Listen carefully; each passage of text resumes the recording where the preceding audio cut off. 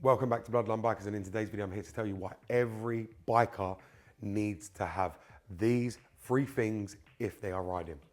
As we all know, biking has become a big thing. And the more bikers that are on the road, the more aggravated a lot of car drivers get in, and the more problems a lot of bikers are getting themselves involved in.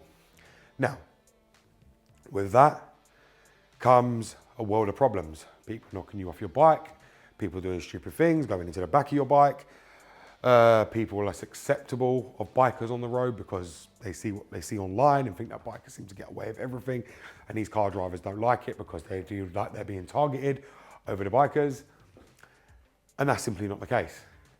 Now, the first thing I'm going to highly recommend that many of you guys get is an Insta360 of some sort. And the reason I'm telling you to get an Insta360 is purely because it acts as some sort of dash cam. Because it can see 360, it can watch all around you in the event that if anything happens, you have it on record. Now, obviously, you're going to have to get a bigger memory card if you want to take it if you're going long journeys. But if you're going, I don't know, only riding for a few hours a day, it's going to last. You're going to need to get new batteries. Of course, you're going to have to get it all.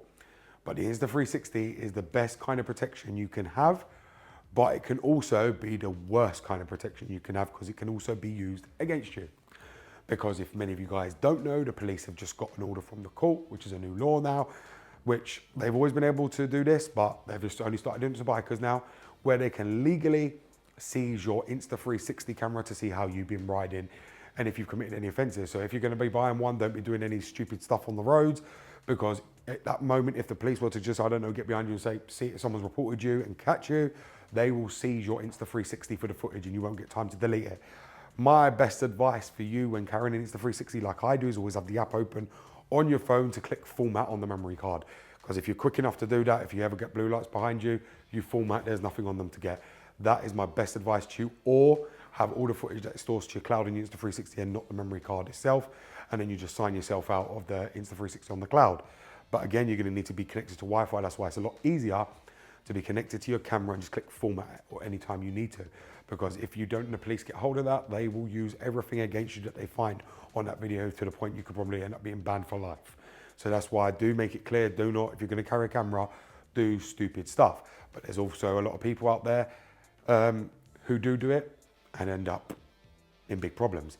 Now, we've got to learn to fight back as bikers because, as many of you guys know, there's a lot of car people who have dash cams. So the safest bet for us bikers is to have a camera of some sort on ours as well. And there's a lot of bikers that fit dash cams front and rear to their bikes. There's a lot of people that carry just the Insta360.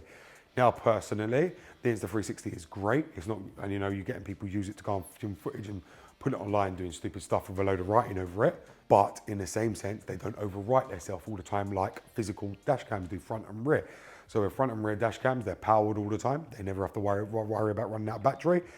And they can also record constantly every time their memory gets full, provided nothing's happened. They will overwrite and they'll lock the certain clips, if something was to happen, onto that card so they don't get deleted.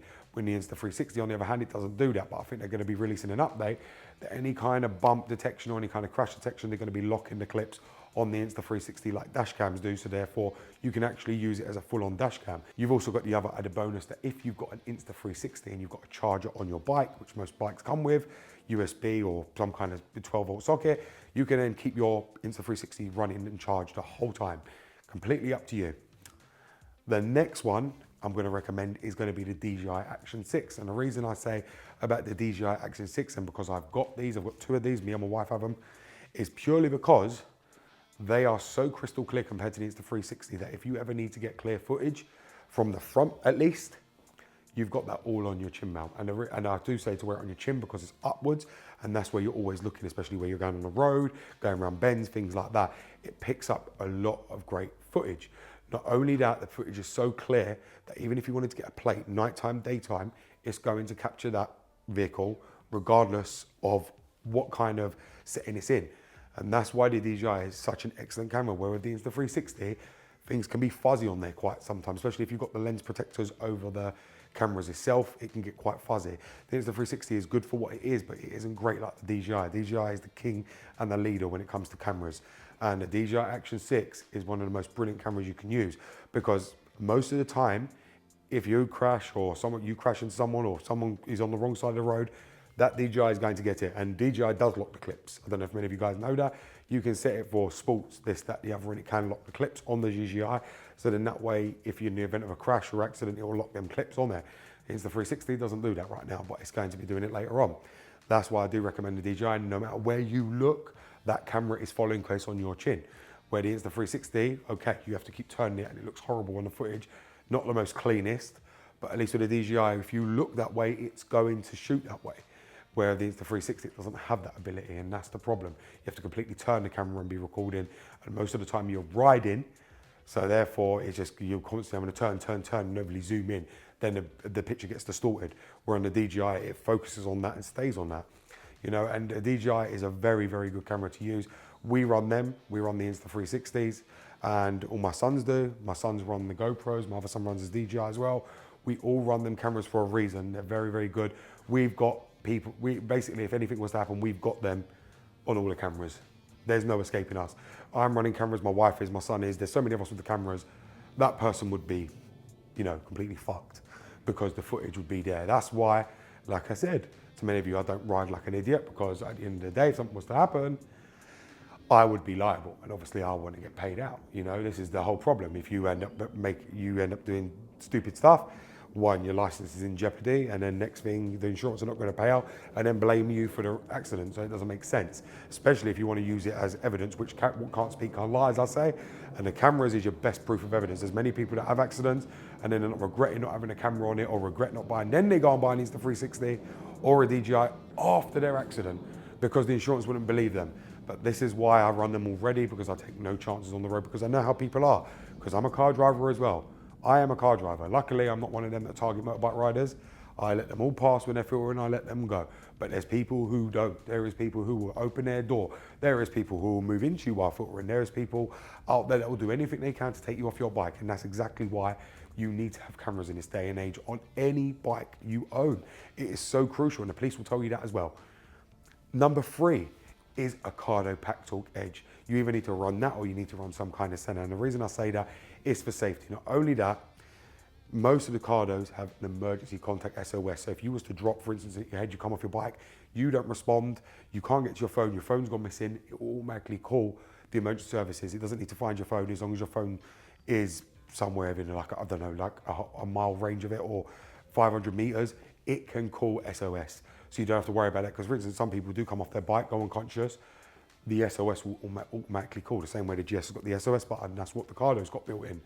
Now, another reason for the Cardo is because of communication with people that you're with. If you was to get involved in an accident, or for instance, you're filtering through, next thing a car decides to go bang on the person at the back. How are you meant to know that they've been taken off their bike? You're not. This is why the Cardo allows you to react quickly compared to not having one. Okay, because all you will see is, oh, where's my friend or where's my son? They're taking them forever to come down here. By the time that you've got left 10 minutes, you've got all these people surrounding this person when you've come back to not even know what's happened. That's why a Cardo is so important for emergencies. It really, really is. I can't stress enough how important a Cardo or a Senna is to run one, especially when you're on a group ride or connected at all times, because people know what's happening the whole time. And that is very, very important. As riders, you have to be in communication all the time. It's the same like the police. Why do you think they use walkie-talkies? When paramedics, same with firemen, they all run a radio because it's very important to keep close communication with everybody you are around. Without communication, there is no ride, because the communication is so important, especially when riding, to know when someone's braking, to know when you've avoided a pothole, to let them know you've avoided a pothole, to let them know there's traffic coming up, to let them know there's police coming up, to let them know that you're going to be turning left, to let them know you're going to be turning right, to let them know that the roundabout's shut or a road's closed, or, do you know, it's so you can say it to them quicker than you can with a hand signal or telling them all to slow down and open your visor to tell them.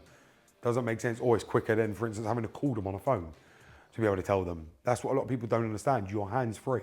You've got communication to your whole group. You don't have to worry about calling no one, connection dropping out, this dropping out. The DMC works in all states, no matter what the connection is, no matter what is happening elsewhere, the DMC always connects regardless. And the battery power is amazing. It lasts a whole day, from morning till evening. It can go the whole day on one full charge, so you will never have to worry.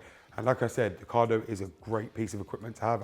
I'm going to keep stressing that purely because it is one of the best things they've ever invented is communication system, and Sena as well is the same. Like I said, I have over 6 of them and I would never be without them now. You physically can't ride without it. It's so flipping important for everything. Every scenario, if for instance, when my sons decided to take a turn somewhere else, and I'm riding in front, me and my wife are riding in front, we're going the right way. Next thing, my son's decided to divert and go the other way, he can tell us. Or we can tell him, turn around and come back this way, and we can guide him through the Cardo. You know what I mean? It's so important, very important, because my sons, how many times, they have took the wrong turn and they've gone the way. But now if we didn't have the Cardo, we would just carry on just riding and going and leave them. But we can just stop and wait for them to come and catch up because they've let us know. And that's what a lot of people don't understand, how important a Cardo is. I'm not going to stop and ring on the phone. That's an inconvenience for me. I ain't doing that. But a lot of people seem to say, oh, it's not an inconvenience for them. No, it ain't an inconvenience. It's because you don't have the money to buy a Cardo, because it is a big inconvenience. Anybody with brain cells would think, yeah, I'll have a Cardo, be connected at all times. And even if they lose connection, as soon as they come back into range, it will automatically rejoin them. They're back into the group. You hear them start cracking up and the next thing they're back in full connection. You don't need to worry about, oh my God, to reconnect them, stop here, let's reconnect. No, mate, I ain't into none of that. I ain't got time for none of that. When I want to ride, I want to ride. Not be playing about the phones, playing about this one, who's connected, who's in, who's not. Having to stop, use my phone. No, you're not meant to be using your phone while driving or riding. I don't believe in it. And how many people I get on a daily basis who is in their car on their phone while I'm filtering past and think I'm on a big GS Africa Twin. I can see straight in their car. The Insta360 gets there. Do I report them? No. Am I told you I report them? Yes, I am all the time by bikers. But at the end of the day, I'm a car driver myself. And if they were using that phone in an emergency, I would feel very bad giving them 6 points for using their phone at the wheel. I know many of you are going to sit to me saying to me, I should be reporting them, but I can't do it. Physically can't do it, because you don't know what their reason is for using that phone. And I get it. They shouldn't be using it, but the fact is they're stopped in traffic. If I see them using their phone, for instance, while driving on the vehicle, for instance, on the motorway like this, oh yes, I'm going to report them. But if they're stopped in traffic, what harm are they really doing? No harm to nobody. So I'm not going to sit there and report someone like that, because it could be something they're responding that their daughter's got burnt, or their kid has just burnt herself in the oven or something like that, something very important, or their kid ain't been picked up from school. You don't know what people are going through. So I'm not going to harm them by giving them points. You could also cost their livelihood with their job, things like that. No, I'm not like that. Sorry, I ain't got a vendetta against people, because I'm not angry at my own life. I'm very happy in my life, very content. The only people that do that are people who are very angry with their own life and got nothing better to do and ain't got nothing going for them. I've got a lot going for me, and I want that person to aspire and become something as well. And I've taught a lot of people, including my sons, how to be motivated, how to get themselves into a position like me. Now my sons are booming, my son's on the stock market, my other son's got his own business and he's killing it. At the end of the day, I teach a lot of people how to be like me, and they want to be like me, all the cars, all the bikes, and now they're already doing it. My son just bought his first house, just bought his first car, just got his motorbike. Now he's planning to go and buy another motorbike. He's looking between an R1 at the moment, he's looking between the H2. I don't know what he's going to buy yet, this boy, but he's about to get his full A license. He ain't got long left on his A2, and when he does, that's up to him. My other son is invested in stocks and doing very, very well, and that's my 19-year-old. He's doing very, very well. My other one is 20, my other one's 19, the other one's 17. And like I said, I'm all helping them. Like I said, I will help anybody aspire if they want to become something else and get more money. I am always open to conversation, because I know how I did it, and these people are working too hard for too shit money. And the fact is, I want to see everybody being able to have the same greatness achieved. And if I can do that, I will do that, because if you listen to me, you will go very far. And I'm showing my sons that, and they're going to go far, and my daughters are going to be the same as well. But there you have it. Those are the 3 things you need when riding a motorbike, and if you can't afford them, I get it. But like I said, try and at least get something that you can actually protect yourself. And like I said, the intercom is a big, big must for anyone who's a rider. Thank you very much for watching, guys, and I'll see you in the next video.